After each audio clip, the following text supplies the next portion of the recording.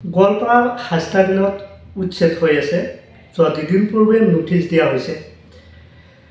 আমি আচৰিত হৈছোঁ যে হাইস্কুল বিলৰ মানুহখিনিৰ বসতি প্ৰায় ৭০-৮০। আমি তাতে আমাৰ ছাত্ৰ মুক্তি সংগ্ৰাম সমিতিৰ সজাতি দলে এই যে উচ্ছেদ সম্পৰ্কীয় কথাবোৰ চলি থকাৰ মাজতে মানুহখিনিৰ লগত কথা পাতিছে। আটাইতকৈ আচৰিত কথাটো হ'ল আমি যিখিনি মানুহৰ লগত সজাগ কৰি আছোঁ, কথা বতৰাবিলাক মানুহৰ মাজত লৈ গৈছোঁ, আমাক কি কৰিলে হিমন্ত বিশ্ব শৰ্মাৰ চৰকাৰে আমাক টাৰ্গেট কৰি লৈছে। ছাত্ৰ মুক্তি সংগ্ৰাম সমিতি আমাৰ গোৱালপাৰা জিলাখনক টাৰ্গেট কৰি লৈছে। আটাইতকৈ বেয়া লগা কথা হ'ল গোৱালপাৰা জিলাৰ উচ্ছেদত যাতে আমি মুখ খুলিব নোৱাৰোঁ, চৰকাৰীভাৱে নোটিছ জাৰি কৰা হৈছে।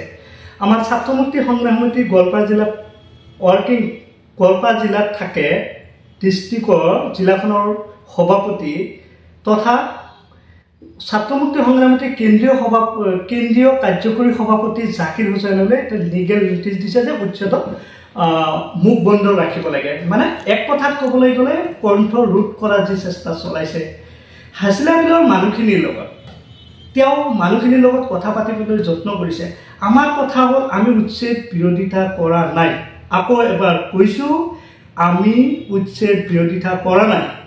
আমি কেৱল বিৰোধিতা কৰিছোঁ উচ্ছেদৰ ফলত সেই মানুহখিনি, যিহেতু মানুহখিনি ভাৰতীয় নাগৰিকৰ মৌলিক অধিকাৰ আছে, যাক আমি অন্য বস্ত্ৰ বাসস্থান আমি দিব লাগিব, আমাৰ এই চৰকাৰখনৰ পৰা পাব লাগিব।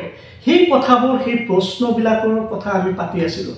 তেওঁলোকক পুনৰ সংস্থাপনৰ ব্যৱস্থাটো আগত দিয়াৰ কথাটো আমি এই ক্ষেত্ৰতে আমি মত পোষণ কৰি আহিছোঁ যে হয়, আপোনালোকে কৈছে, চৰকাৰৰ ফালৰ পৰা কৈছে, এইটো মীন বিভাগৰ কথা কৈছে। এটা কথা আপোনালোকে কওকচোন, মীন বিভাগৰ যদি হয় কথাটো, জেজিএমৰ কামবিলাক কৰা হ'ল, তাতে বিদ্যুতৰ ব্যৱস্থা কৰা হ'ল, তাতে প্ৰাইমাৰী স্কুল বনোৱা হ'ল, সেই কিয় চাৰ্কেল অফিচৰ জনা নাছিলে নেকি? এইবিলাক কথা নিশ্চিতভাৱে জানে। আচল কথাটো ইয়াতে এটা আমি বুজি পোৱা, ইমান এই কচুতলি উচ্ছেদৰ কথা আপোনালোকে জানে, আমি এটা কথাই বুজি পাইছোঁ, ইয়াতে বিশেষকৈ বাছি বাছি বিশেষ এটা সম্প্ৰদায়ক টাৰ্গেট কৰি লোৱা গোন্ধ স্পষ্ট পোৱা গৈছে। আৰু এটা কথা ক'ব খুজিছোঁ যে ছাত্ৰ মুক্তি সংগ্ৰাম সমিতিক ইমান ভয় খোৱাৰ কথা কিয় আহে? গোটেই অসমখনৰ ভিতৰত এটাই সংগঠন নেকি, যিটো সংগঠনৰ এটা তৃণমূল নেতা বা সকলো সময়তে চৰকাৰে কিবা হ'লেই ধমকি দিব খোজে, চৰকাৰে মুখ বন্ধ কৰাৰ চেষ্টা কৰে, কিন্তু কোনোদিনেও ছাত্ৰ মুক্তি সংগ্ৰাম সমিতিৰ আমাৰ নেতাগৰাকী।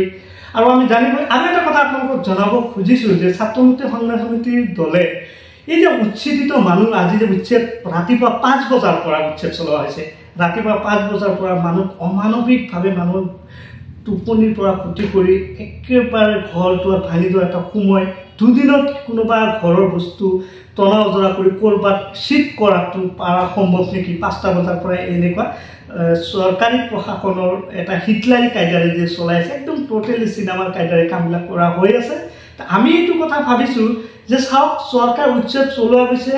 আমাৰ ছাত্ৰ মুক্তি সংগ্ৰাম সমিতিৰ ইতিমধ্যে আমি জানিব পাৰিলোঁ, সাধাৰণ সম্পাদক দুয়োগৰাকী সম্পাদকে মহম্মদ আলী জিন্না, আহমেদ আলী জিন্না আৰু আজিজ আহমেদে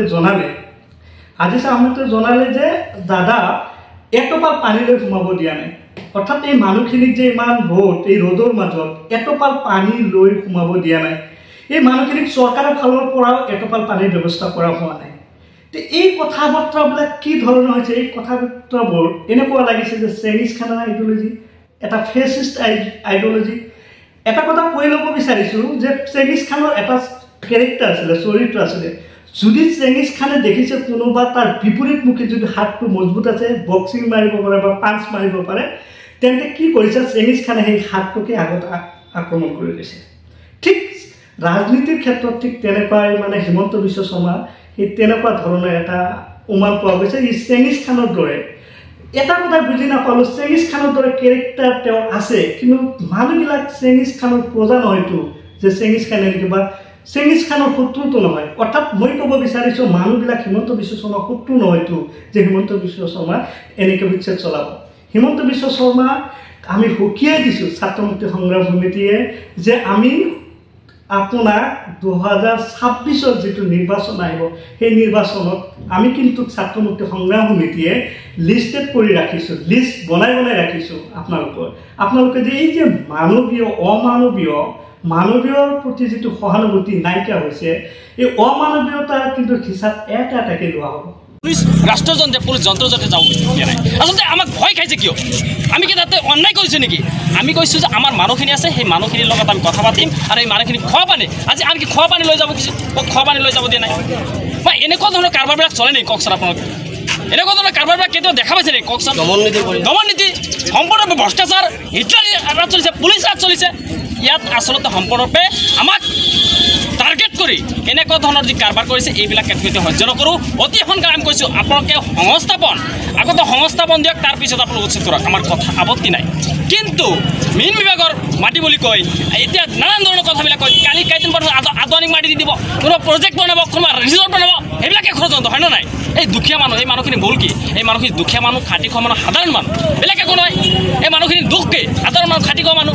কিন্তু এই সাধাৰণ মানুহ আজি চাওকচোন কিবা ডাঙৰ বিল্ডিং আছে, অট্টালিকা আছে, সেইবিলাকতো উচ্ছেদ কিয় নহয়? এইবিলাক পুঁজিপতি মানুহ, এইবিলাক চৰকাৰৰ মানুহ হয় নাই? আজি পঞ্চায়ত উচ্ছেদ আপুনি নিশ্চয় জানে, তাতে লুইট ৰিজৰ্ট আছে নাই? লুইট ৰিজৰ্ট কিয় ভাঙিব সাহস নহ'ল পুলিচৰ? কিয় সাহস নহ'ল? সেইবিলাক সাহস নাপায়।